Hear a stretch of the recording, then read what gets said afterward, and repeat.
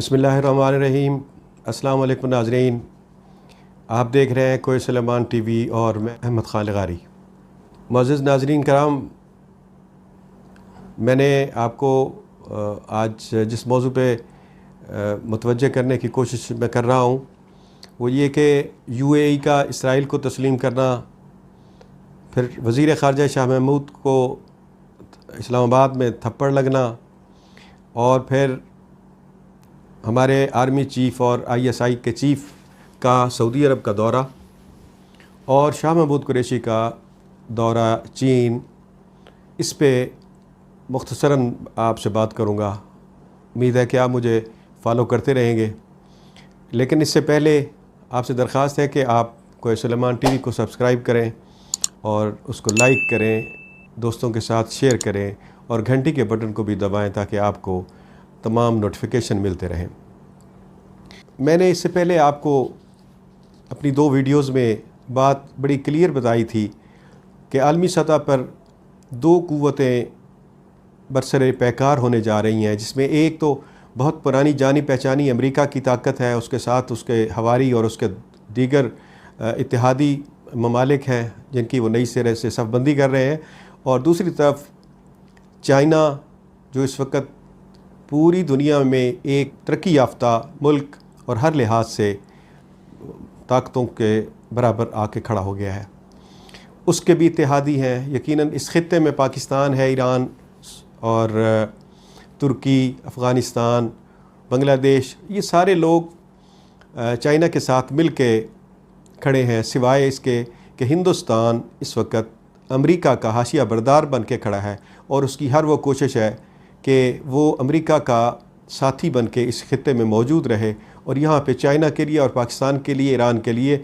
एक दबाव बन के रहे। लेकिन नाज़रीन कराम, मैं आपको ये बात बता दूं कि हमारे आर्मी चीफ़ और आईएसआई के चीफ़ ये तशरीफ़ ले गए सऊदी अरब।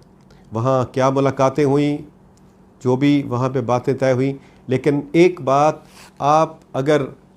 पाकिस्तानी हुकूमत को और इमरान खां को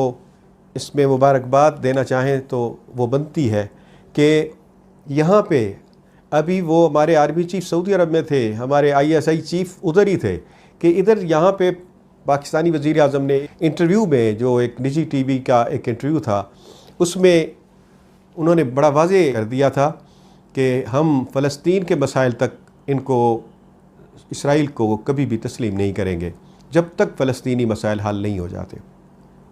तो आपने देखा कि अगले दिन ही सऊदी अरब की तरफ से भी ये सूरत हाल बड़ी वाज़ेह हो गई और उन्होंने कहा कि हम ऐसे इसको तस्लीम नहीं करेंगे जब तक हमारे मामलात जो हैं वो हल नहीं हो जाते। नाज़रीन कराम, इन्होंने यूएई ने एक मुआहदा किया है जिसे मुआहदा इब्राहीमी कहते हैं। इस इब्राहीमी मुआहदे को अंग्रेज़ी में वो इब्राहिम अकॉर्ड, ताकि वो बताया जा सके कि ये जो मिल्लत इब्राहीमी है उस पे इत्तेफाक और इत्तेहाद हो गया है, लिहाजा ये वो मुआहदा। लेकिन इनसे कोई पूछे कि ये अकॉर्ड जो बनाया गया है, जो मुआहदा लिखा गया है, ये किसके ख़िलाफ़ है? मिल्लत इब्राहीमी अगर इकट्ठी है, मुत्तफ़िक है, मुत्तहिद है, तो फिर ये किसके ख़िलाफ़ है? बड़ी वाज़ेह बात है, आप भी समझ रहे हैं कि ये एक वो ममालिक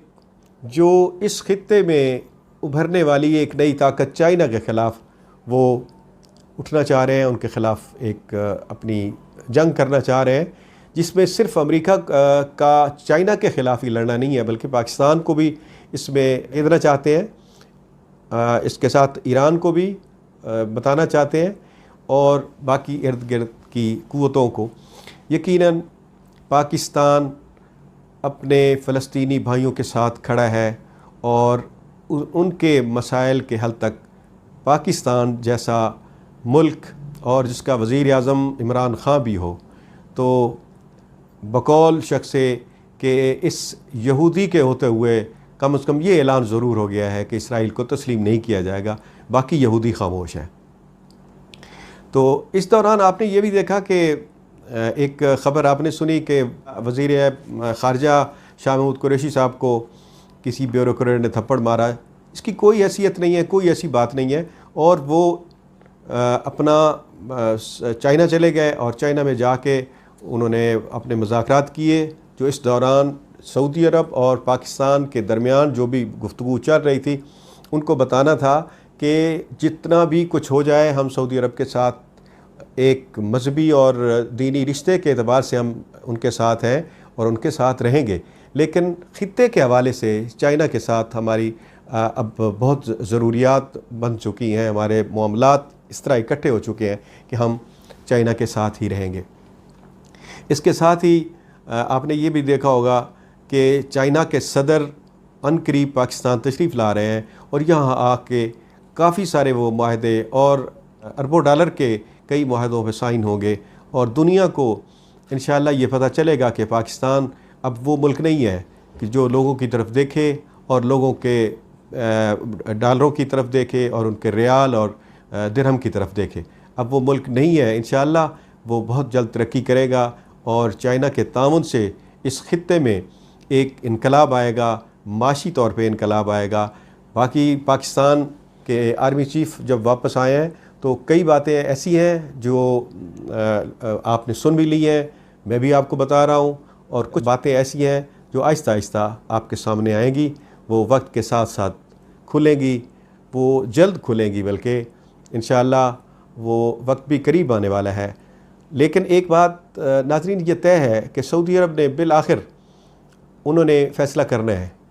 اسرائیل کو تسلیم کرنے کا فیصلہ کرنا ہے، چونکہ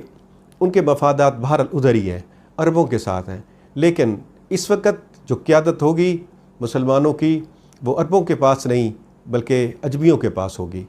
وہ پاکستان کے پاس ہو یا ترکی کے پاس ہو،